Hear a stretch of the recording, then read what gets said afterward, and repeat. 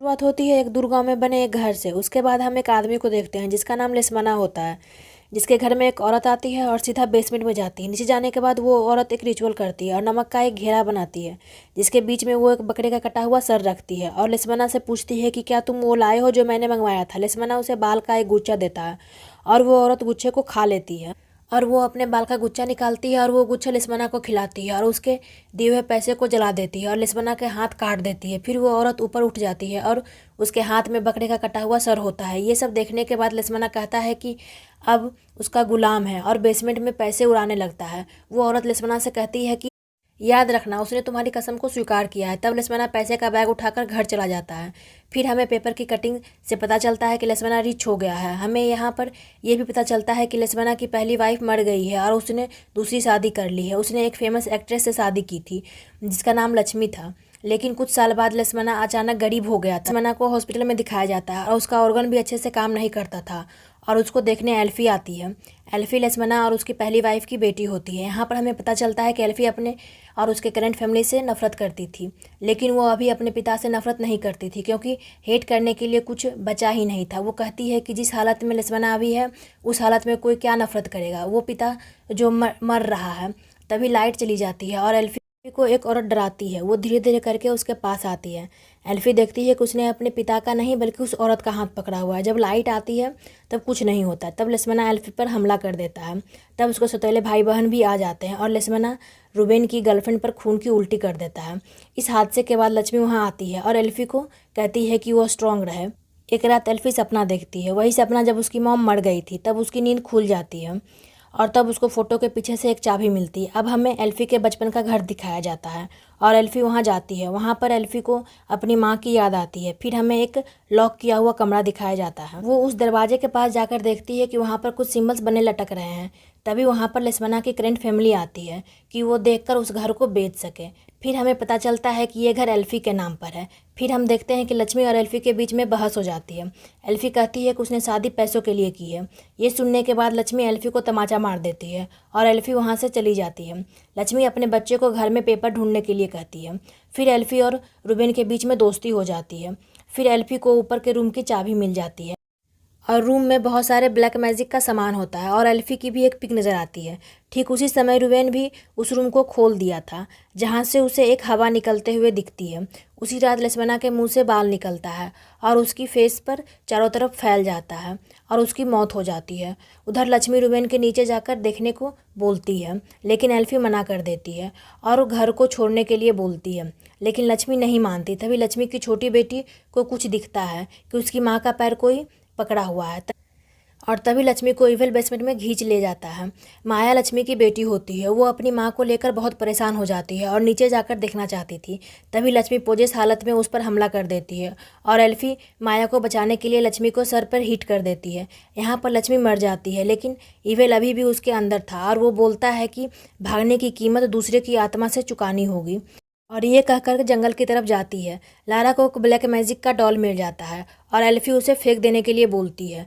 फिर सबको पता चल जाता है कि लक्ष्मी ने कार को पंचर कर दिया है। एल्फी माया को पास के गांव ले जाने के लिए बोलती है ताकि उसका घाव भरा जा सके। फिर वो दोनों जाने के लिए रेडी होते हैं। माया उसे बोलती है कि उसका बचपन ठीक नहीं बीता है क्योंकि लक्ष्मी अच्छी मॉम नहीं थी। तभी उसे लक्ष्मी दिखी जो जानवर को खा रही थी।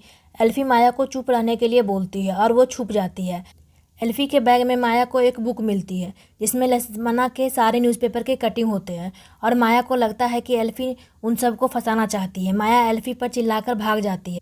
विला में बैठा रूबेन अपनी गर्लफ्रेंड को कॉल करता है और आने के लिए बोलता है, बट जैसे ही लोकेशन सेंड करने लगता है तब फ़ोन ऑफ हो जाता है। फिर एल्फी घर आकर रूबेन को बताती है। रूबेन भी बुक देखता है तो उसे भी लगता है कि वो उन सब से नफरत करती है, लेकिन एल्फी उसे समझाती है और वो समझ जाता है। फिर एल्फी उसे ऊपर के कमरे में रखे हुए कुछ चीज़ें के बारे में बताती है और देखने के लिए बोलती है। वहाँ पर उसे एल्फी की माँ की एक पिक मिलती है और कुछ पेज के बाद वही घोस्ट की पिक मिलती है। वहाँ पर एक और बुक मिलती है जिसे ब्लैक मैजिक के बारे में लिखा रहता है। उस बुक की हेल्प से उसे पता चलता है कि ऐसी औरतों को डार्क स्टेट बोला जाता है कि वो औरत ब्लैक मैजिक करती है और वो डेविल की सर्वेंट होती है। यहाँ पर उन दोनों को ये समझ नहीं आ रहा था कि उसके फादर ये सब में कैसे इन्वॉल्व था। तब एल्फी बोलती है कि ज़रा सोचो, लिस्मना के पास एकदम से औरत आ गई, फिर वो अचानक चली भी गई। आखिर ऐसा कैसे हुआ? यहाँ पर दोनों को ये पता चल जाता है कि लेस्बियाना ब्लैक मैजिक में इन्वॉल्व था, लेकिन ये औरत उसे क्यों हॉन्ट कर रही है ये पता नहीं चलता। उधर जंगल में माया को उसकी माँ दिखती है। वो बिना सोचे उसके सामने आ जाती है। तब लक्ष्मी उस पर हमला कर देती है। फिर दोनों में लड़ाई होती है और माया अपनी माँ को मार देती है। लारा रूम में सो रही होती है। फिर उसे अलमीरा में से कुछ आवाज़ें सुनाई देती है, लेकिन जब वो अलमीरा के पास जाकर देखती है तो वहाँ पर कुछ नहीं होता है। जब वो बेड के पास जाकर बैठती है तो बेड जोर से मूव करने लगता है। फिर वो इवेल उसे डराने की कोशिश करती है। उसकी चीख सुनकर एल्फी और रूबेन वहाँ आ जाते हैं और एल्फी उसे बचाने की कोशिश करती है और उसे बचा भी लेती है। फिर इवेल गायब हो जाता है और एल्फी को एक विजन आता है। ये विजन उसकी माँ की डेथ का होता है। यहाँ पर हमें पता चलता है कि एल्फी की माँ की डेथ इसी इवेल के कारण हुई थी और एल्फी के हाथ में जो निशान है वो उसकी माँ गिरकर मरते टाइम दी थी।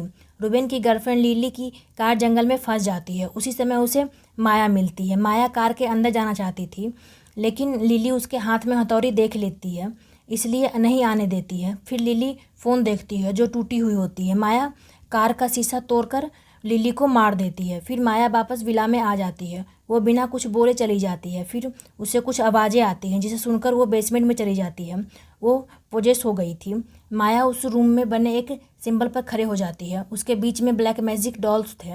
ये डॉल्स उसके फैमिली के लिए बनाए गए थे। फिर वही इवेल वहाँ आती है और माया से बोलती है कि वो जो बोलेगी उसे वही करना होगा। वो माया को यकीन दिलाती है कि उसने अपने माँ को नहीं मारा है। उधर एल्फी को उसकी माँ पियानो बजाते हुए दिखती है और एल्फी भी साथ में पियानो बजाने लगती है। वो औरत इवेल होती है जो एल्फी को बोलती है कि वही उसकी माँ है, लेकिन एल्फी चिल्लाकर मना कर देती है। यहाँ पर मूवी का सबसे घिनौना सीन दिखाया जाता है। वो औरत अपना फेस चीरकर असली रूप में आ जाती है। ये सब एल्फी विजन देख रही थी। जब वो नींद से जगती है तो वो अपने सामने माया को देखती है। फिर एल्फी वहाँ से निकलने के लिए बोलती है क्योंकि उसे लग रहा था कि अब अगला शिकार वो है। तब माया उसे जाने से मना करती है और बेकाबू हो जाती है। फिर उसे डोर पर वही इवेल औरत दिखती है। वो दोनों बाहर निकलना चाहते थे लेकिन निकल नहीं पाते हैं। वो सब माया का पीछा करते हैं। तब उसे माया की जगह पे वही इवेल औरत दिखती है। वो रूबेन पर हमला कर देती है, लेकिन वो किसी तरह से अपने आप को बचाकर एक रूम में लॉक हो जाता है। वहाँ पर उसे माया बैठी हुई मिलती है। उसके हाथ में रूबेन की डॉल होती है। माया उसे बोलती है कि उसे एल्फी और लारा चाहिए और बोलती है कि उस औरत को अपनी माँ मान लो, लेकिन रूबेन ऐसा नहीं करता है। तब माया अपना भाई को किस करती है। रूबेन जान गया था कि वो पूरी तरह से पागल हो गई है और पोजेस भी। रूबेन माया को थप्पड़ मार देता है। माया गुस्से से रूबेन के डॉल का हाथ तोड़ देती है, जिससे उसका हाथ भी टूट जाता है। फिर रूबेन भागने की कोशिश करता है। तब माया उसका पैर तोड़ देती है, लेकिन रूबेन कुछ बोल पाता तब तक माया उसका सर अलग कर देती है। एल्फी की डॉल लेकर के उसको परेशान करती है। एल्फी बेहोश हो जाती है। जब उसकी आँख खुलती है तब वो वही बेसमेंट में होती है। उसके सामने वही इवेल खड़ा होती है। यहाँ एल्फी को एक विजन नज़र आता है। ये सीन मूवी का स्टार्टिंग सीन है, जब लेस्मना इवेल से डील किया था।